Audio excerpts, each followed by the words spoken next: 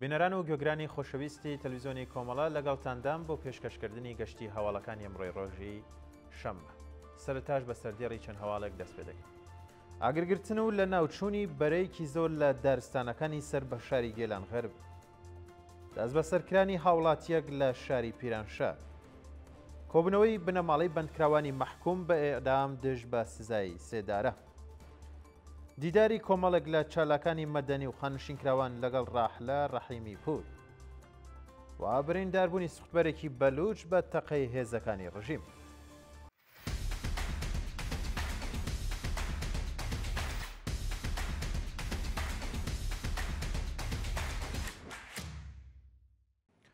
ئاگرگرتن و لە ناوچوونی بەرەیەکی زۆر لە دارستانەکانی سەر بە شاری گێلان غەرب. لە ماوەی دوو ڕۆژی ڕابردوودا بەرەیەکی زۆر لە دارستانەکانی سەر بە شاری گێلان غەرب بە هۆکارێکی نادیار ئاگری گرتووە و سەرڕای هەموو هەوڵی خەڵکی خۆبەخش و ژینگە پارێزانیش هێشتا ئاگرەکە کۆنتڕۆڵ نەکراوە. بە پێیدوایین راپۆرتەکان بەهۆی ئاگرگرتنی دارستانەکانی و ناوچەیە زیاتر لە 50 هێکتار لە دارستان و لە وەرگاکان لە ناوچوون. بە وتەی سەرچاوەکانی هەواڵیش خەڵکی خۆبەخش و ژینگە پارێزانی ئەو شارە بۆ ماوەی زیاتر لە دوو ڕۆژە لە هەوڵی کوژانەوەی ئاکرەکەتان، بەڵام بەهۆی سەختی ناوچەکە و هاتنی ڕەشەبا و بایتون هێشتا نەیانتوانیوە ئاگرەکە کۆنتڕۆڵ بکەن و زیانێکی زۆر بە سروشتی ئەو ناوچەیە کەوتووە. شایانی باسە سەرڕای بەرفراوانبوونی ئەو ئاگرە و نەبوونی ئیمکاناتی تایبەتیش بە کوژاندنەوەی ئاگرەکە ناوەندە پەیوەندیدارەکانی ڕژێم تەنانەت تیمێکی فریاگوزاری خێرایان ڕەوانەی ئەو ناوچەیە نەکردووە بۆ کۆنتڕۆڵکردنی ئاگرەکە. نووسینی دروشم دژ بە ڕژیم لە شاری ئیلام. شەوی هەینی هەژدەی ڕەسبەر لاوان و کچانی شاری ئیلام بە نووسینی دروشم لەسەر دیوارەکانی ئەو شارە ناڕەزایەتی خۆیان دژ بە دەسەڵاتی گەندەڵی ڕژێمی کۆماری ئیسلامی دەربڕی.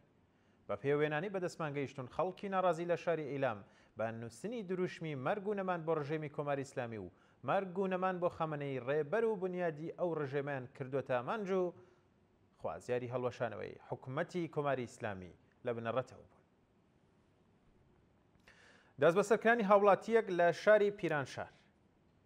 ڕۆژی سێشەممە 14 ڕەسبەر هاوڵاتیکی خەڵکی شاری پیرانشار لەلایەن هێزەکانی داری ئیتلاعاتی ئەو شارەوە دەست بەسەرکراوە و هێشتا چارەنووسیشی دیار نییە.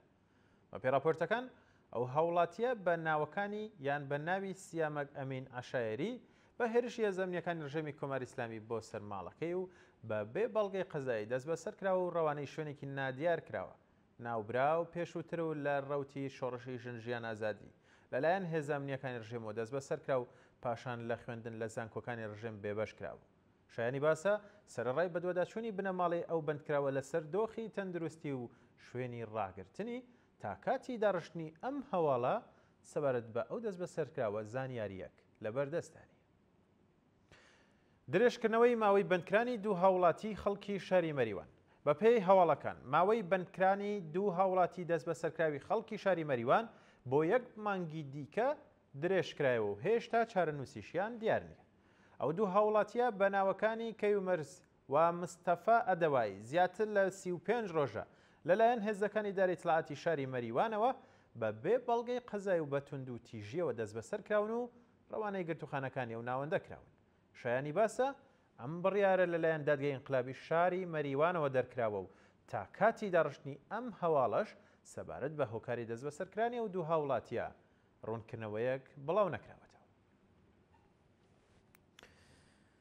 وتنەوەی دروشم لە زیندانی قزل حەسار هاوکات لەگەڵ هاتنە پێشەوەی ڕۆژی خەبات دژ بە سزای سێدارە.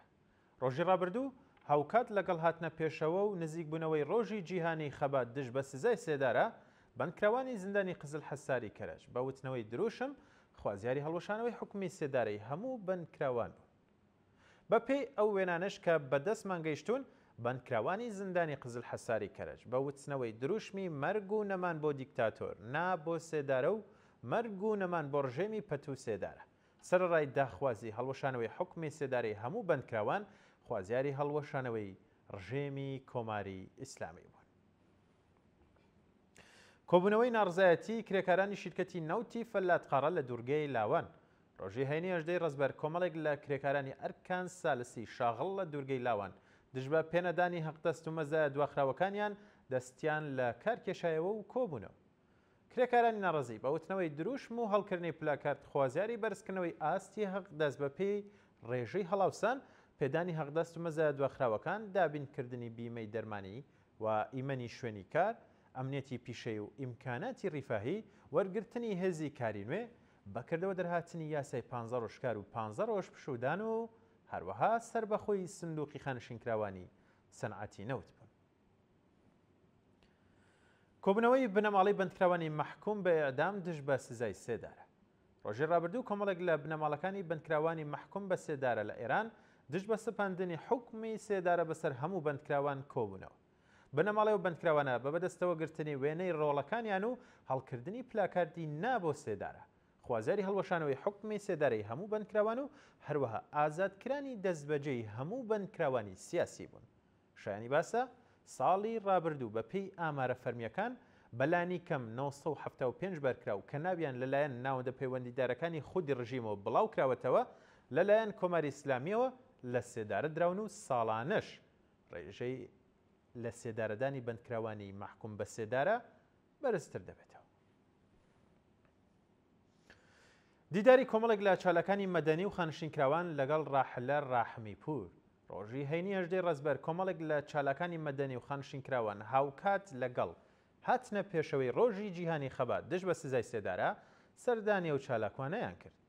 ئەو ئەندامەی بنەماڵە دادخوازەکان پاش تێپەڕاندنی زیاتر لە 2 ساڵ لە زیندانەکانی ڕژێمی کۆماری ئیسلامی بە تۆمەتی سازکردنی گروپ بە مەبەستی تێکدانی ئەمنیەتی وڵات بەهۆی خراپی دۆخی تەندروستی و هەروەها لە سەرەوەبوونی تەمەنی لەلایەن دەزگای قەزای ڕژێمی کۆماری ئیسلامیەوە ئازاد کرا. برینداربوونی سوختبەرێکی بەلوچ بە تەقەی هێزەکانی ڕژیم. ڕۆژی ڕابردوو سوختبەرێکی بەلوچ خەڵکی شارستانی ڕاست بە تەقەی هێزەکانی ڕژیم بە سەختی بریندار دەبێت و دواتر لەلایەن خەڵکیەوە ڕەوانی نەخۆشخانە دەکرێت.